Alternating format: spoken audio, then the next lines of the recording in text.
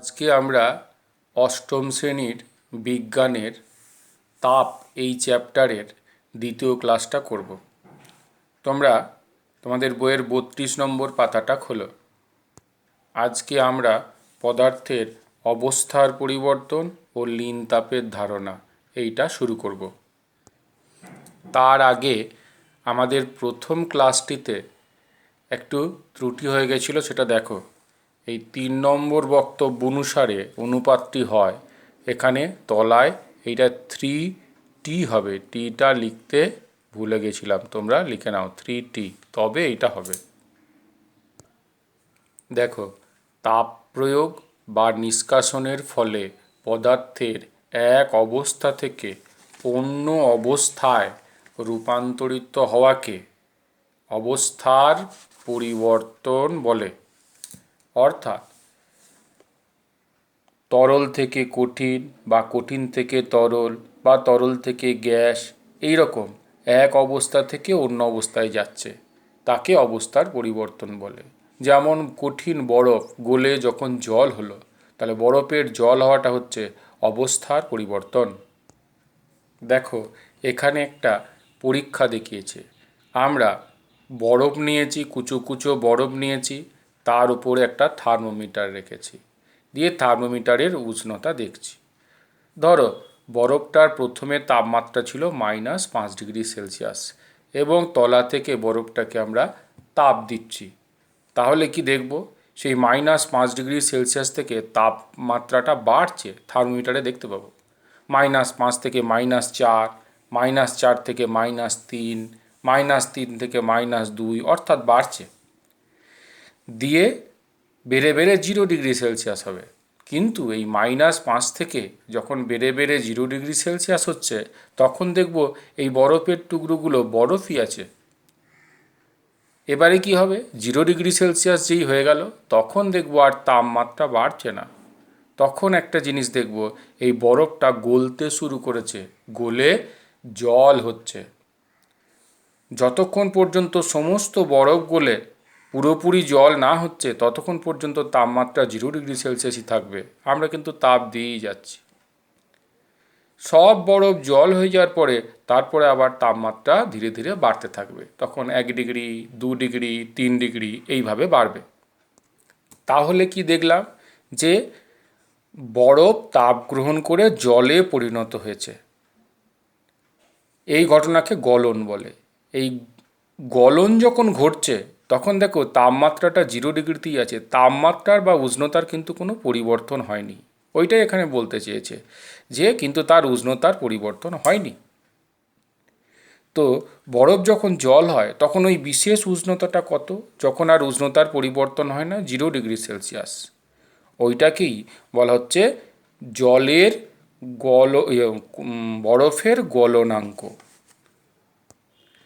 আলাদা আলাদা কঠিন পদার্থের ক্ষেত্রে এই গলনাঙ্কটা আলাদা আলাদা হবে। ঠিক উল্টো ঘটনা ঘটবে যদি আমরা জলকে আস্তে আস্তে ঠান্ডা করি। তখনও দেখব জলের তাপমাত্রা কমতে কমতে 0 ডিগ্রি হয়ে গেল। ধরো 10 থেকে কমে 0 ডিগ্রি হয়ে গেল, কমতে কমতে তাপমাত্রা আমরা ওইখান থেকে তাপ বার করে নিচ্ছি, ফলে তাপমাত্রা কমছে। কিন্তু যেই 0 ডিগ্রি সেলসিয়াস হয়ে গেল, তখন দেখব আর তাপমাত্রা কমছে না তাপ বার করে নিলেও। কিন্তু একটা ঘটনা দেখব, জল কিন্তু তখন বরফ হতে শুরু করেছে। এই ঘটনাকে বলা হচ্ছে কঠিনীভবন। এবং ওখানে যেমন গলনাঙ্ক বললাম, এখানে সেরকম কঠিনীভবনের ক্ষেত্রে ওই উষ্ণতাটাকে বলা হয় হিমাঙ্ক। সাধারণভাবে পদার্থের গলনাঙ্ক আর হিমাঙ্ক একই হয়। দেখো, পারদের ক্ষেত্রে এটা গলনাঙ্ক, এটা হিমাঙ্ক। বরফের ক্ষেত্রে এটাও 0, এটাও 0, একটা গলনাঙ্ক একটা হিমাঙ্ক। সোনার ক্ষেত্রে, তামার ক্ষেত্রে, ঢালাই লোহার ক্ষেত্রে দেখিয়েছে। কিন্তু কিছু কিছু পদার্থ আছে যাদের ক্ষেত্রে কিন্তু যা গলনাঙ্ক হবে তাই হিমাঙ্ক না হতেও পারে, একটু ফারাক থাকে। যেমন দেখো, বলছে কাঁচ, মাখন, চর্বি, মোম, পিচ ইত্যাদির কোনো নির্দিষ্ট গলনাঙ্ক বা হিমাঙ্ক থাকে না। এইসব পদার্থের গলনাঙ্ক আর হিমাঙ্কের মান সমানও হয় না। অর্থাৎ একটু এদিক ওদিক হয়, একটু ফারাক থাকে।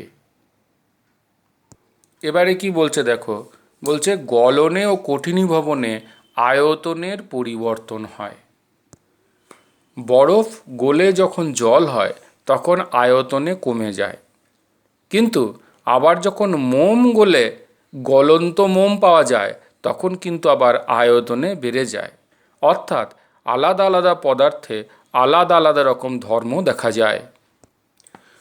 বরফ গলে জল হলে আয়তনে যেমন কমে যায়, তেমনি জল বরফে পরিণত হলে আয়তনে বাড়ে। আয়তনে বাড়ে মানে ঘনত্ব কমে। তো এই ঘটনার সুবিধা অসুবিধা দুটোই আছে। দেখো, শীতপ্রধান দেশে মোটর গাড়ির রেডিয়েটারে জল যখন জমে বরফ হয়ে যায় তখন আয়তনে বেড়ে রেডিয়েটারের নলকে ফাটিয়ে দেয়, এটা একটা অসুবিধা।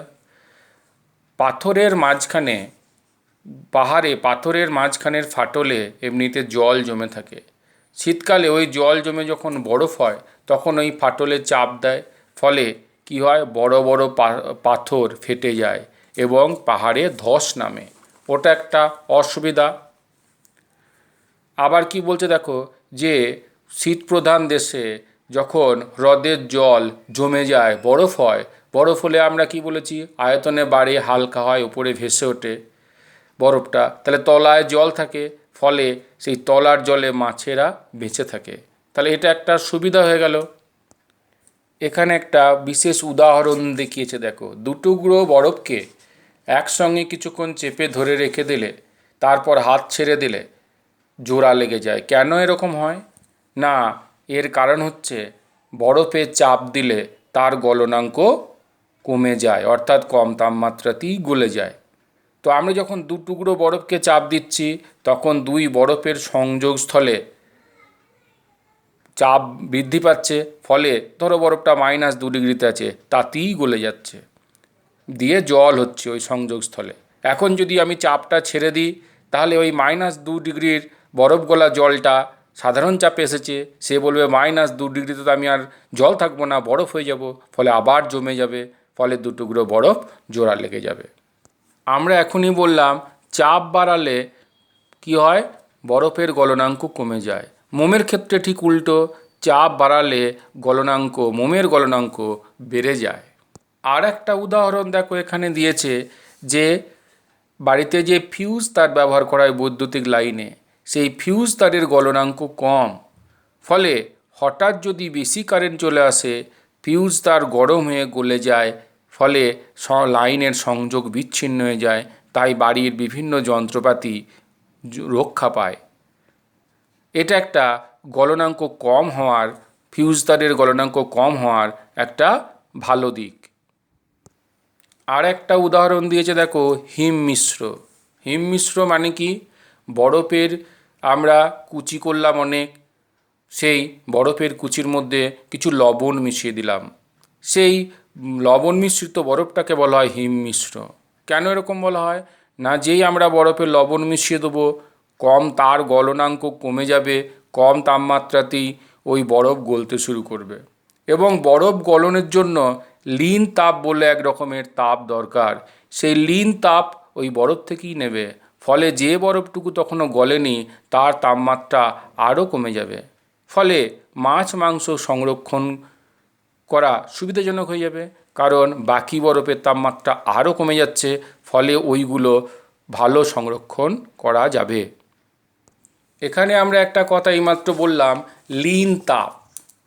দেখো, প্রথমে যে উদাহরণটা দিয়েছিলাম তাতে বলেছিলাম যে বরফ যখন গলতে শুরু করেছে তখন উষ্ণতা বাড়ছে না, 0 ডিগ্রি আছে, তখনও তো তাপ দিচ্ছিলাম, তাহলে তাপটা যাচ্ছিল কোথায়? না, তাপটা আমরা বলছি লিন, অর্থাৎ লুকিয়েছিল। আসলে ওই তাপটা কঠিন অবস্থা থেকে তরল অবস্থায় পরিণত করছিল জলকে, অর্থাৎ বরফ থেকে তাকে জলে পরিণত করছিল। ওই তাপ উষ্ণতা বাড়াতে সাহায্য করছিল না, তাই সে তখন তার উষ্ণতা বাড়েনি। তাই ওই তাপকে বরফ গলনের লিন তাপ বলে। তাহলে লিন তাপের সংজ্ঞা কেমন করে দেবো?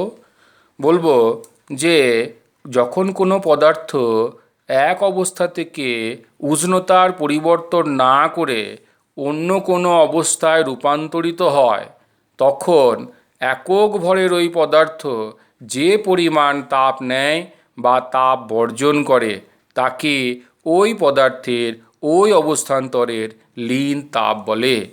সে ওই পদার্থের ওই অবস্থান্তরের লীন তাপ বলে। ভালো করে শোনো, শুনে নোট করে নেবে।